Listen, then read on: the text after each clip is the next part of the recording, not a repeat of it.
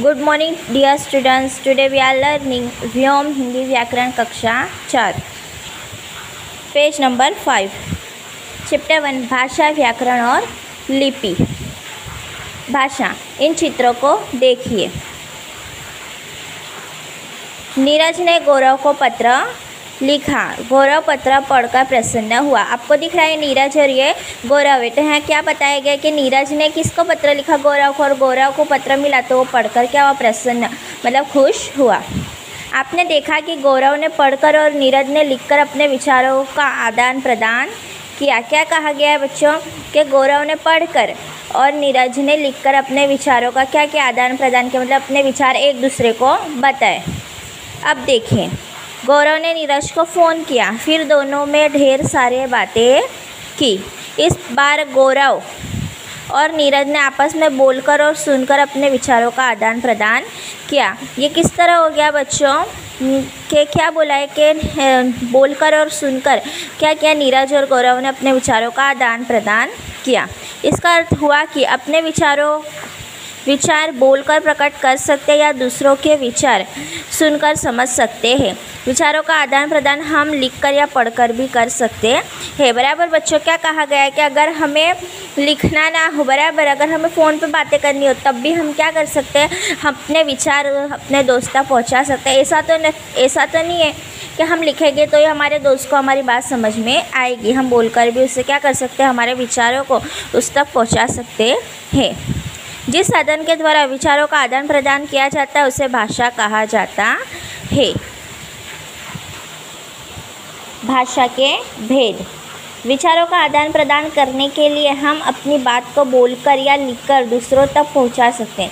इस आधार पर भाषा के दो रूप माने जाते हैं, मौखिक भाषा और लिखित भाषा। क्या कहा गया है बच्चों? कि विचारों का जब हम आदान प्रदान करते हैं, एक दूसरे तक हम लेते और उसको पहुंचाते हैं, तो अपनी बात कैसे पहुंचाते हैं? हम बोलकर या लिखकर पहुंचाते हैं।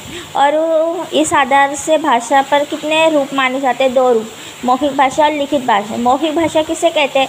जिन्हें हम बोलकर बताते हैं, और लिखित भाषा जिन्हें हम लिखकर दूसरों को समझाते हैं। तो अब देखो, मौखिक भाषा किसे कहते हैं? मौखिक भाषा जब हम बोलकर अपनी बात दूसरों को समझाते या सुनकर दूसरों की बात समझते हैं, तब यह भाषा मौखिक भाषा कहलाती है। लिखित भाषा जब हम लिखकर अपनी बात दूसरों तक पहुंचाते हैं या पढ़कर दूसरों की बात समझते हैं, तब यह भाषा लिखित कहलाती है।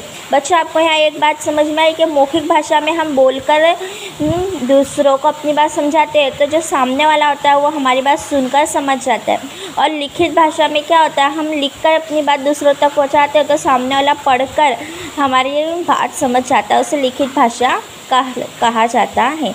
क्या आपको पता है कि जब बोलने वाला बोल ना सके और सुनने वाला सुन न सके, तब वे किस भाषा में बात करते हैं? तब वे इशारों में बात करते हैं।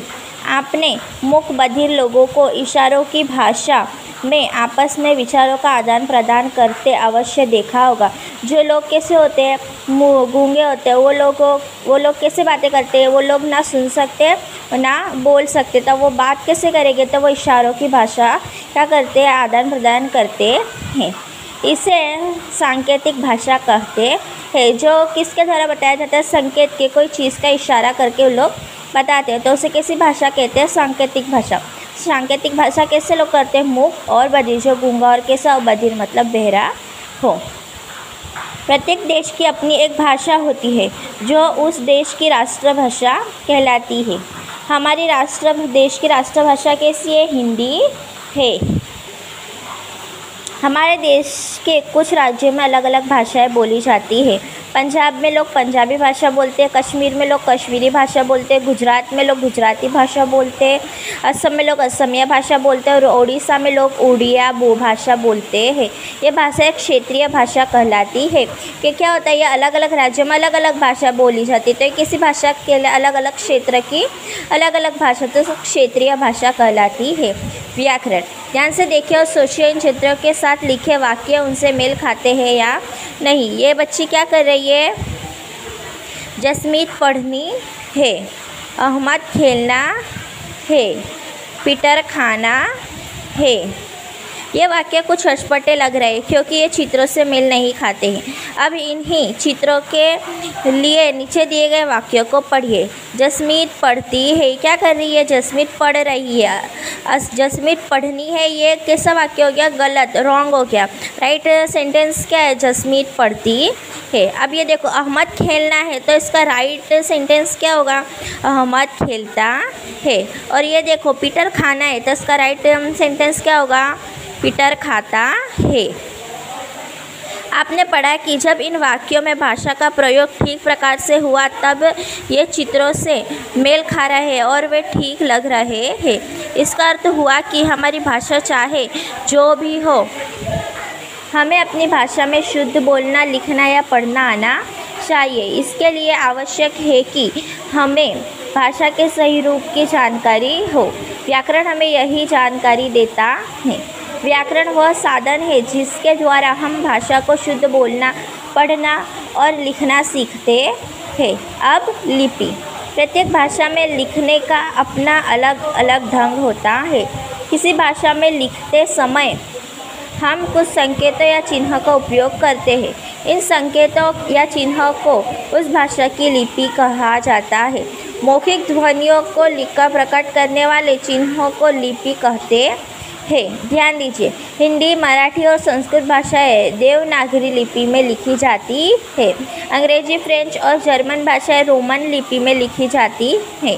उर्दू, फारसी और कश्मीरी भाषाएं फारसी लिपि में लिखी जाती है। पंजाबी भाषा गुरुमुखी में लिखी जाती है। ओके डियर स्टूडेंट्स, ये हमारा पहला चैप्टर कंप्लीट हुआ।